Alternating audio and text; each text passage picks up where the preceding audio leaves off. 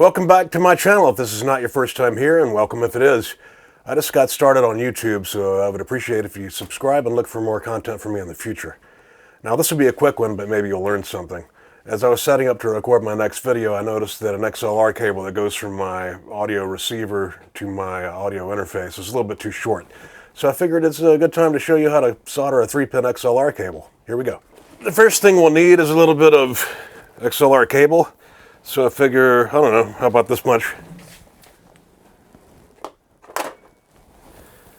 think about 1.5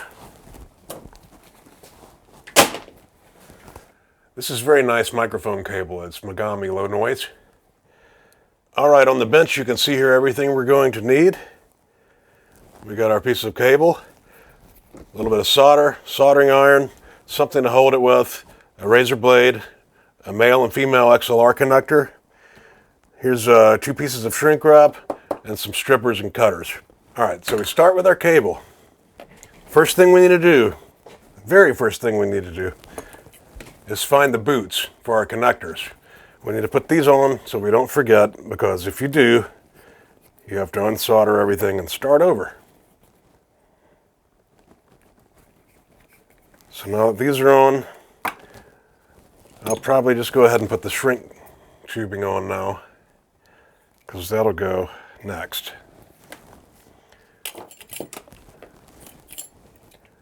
You guys see where the other piece went?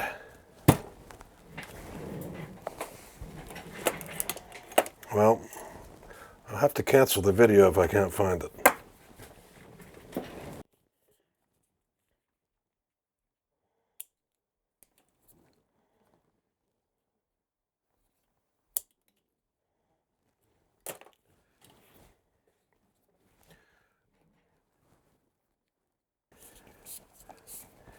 So you don't forget that as well.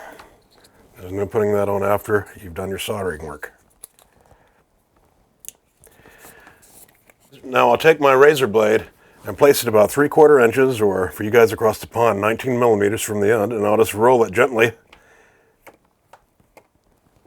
And then I'll just remove. I cut a little bit too much there, so we lost a few strands, but that's not the end of the world.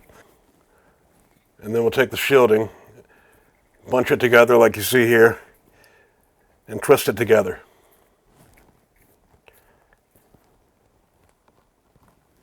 Now I'll separate those a little bit and strip the ends off just a little bit, enough to fit them in these solder cups. Alright, now that we've got those stripped and twisted together, take our helping hands and let me grab a little piece of solder, and we're going to tin these very quickly.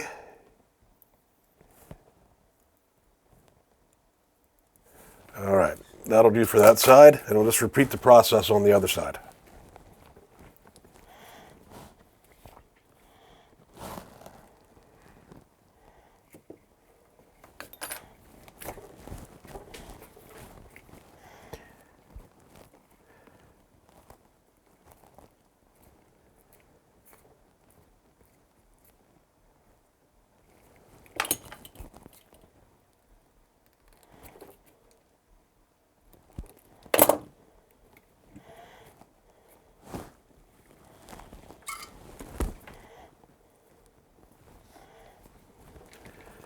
Now that that's done, I'll start with the male side. These are known as a 3-pin XLR, and what XLR means is ground, left, and right. And those go to pin 1, ground, pin 2, left, pin 3, right. It's not really left and right like stereo, but it's a balanced cable nonetheless. But just keep in mind, pin 1 is always ground. So let's go ahead and tin our pins.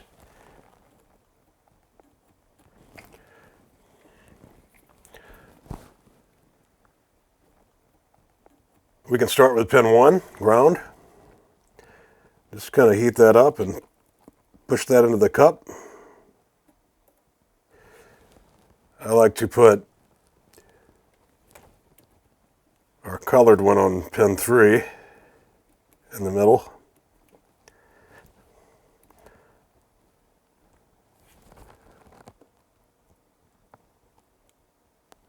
And that's solid, and we will put the clear wire on pin 2. And that's in the cup and solid. This is the female side under the microscope, and it's just reversed. Pin 1 is on the left, pin 2 is on the right, and pin 3 is on the bottom. Still ground left and right. We can go ahead and tin these pins, the same as before.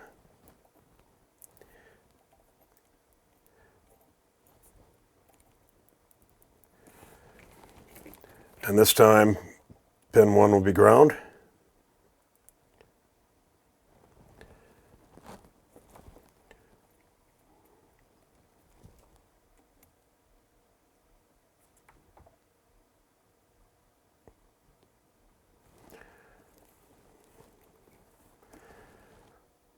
Make sure that's in there pretty good.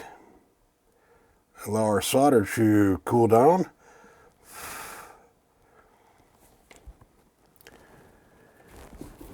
And there we have it. I'm going to bring this heat shrink tubing up to about right there.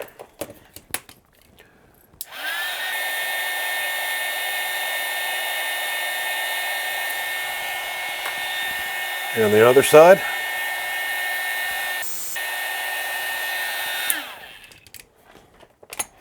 Now that's done. All we have to do is make sure everything's lined up in our housing. Now we need to place these clips on. Line them up. Line up the extrusion with the housing, with the notch in the housing. And push these up, screw them in. When you're putting on the female side, make sure you have this side facing down so gravity will help you. Keep that open and it'll push right in.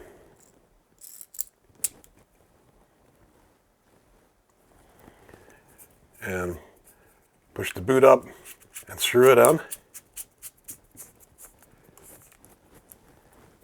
And here we go. Check 1, 2. I don't think it's long enough. All right, place your bets. Out goes the old cable.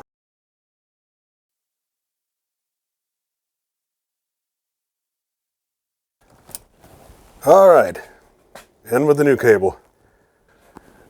Now, I'm sure most of you with keen ears can tell, due to the fact I used that leaded solder, the sound quality on this cable is far superior to the original one.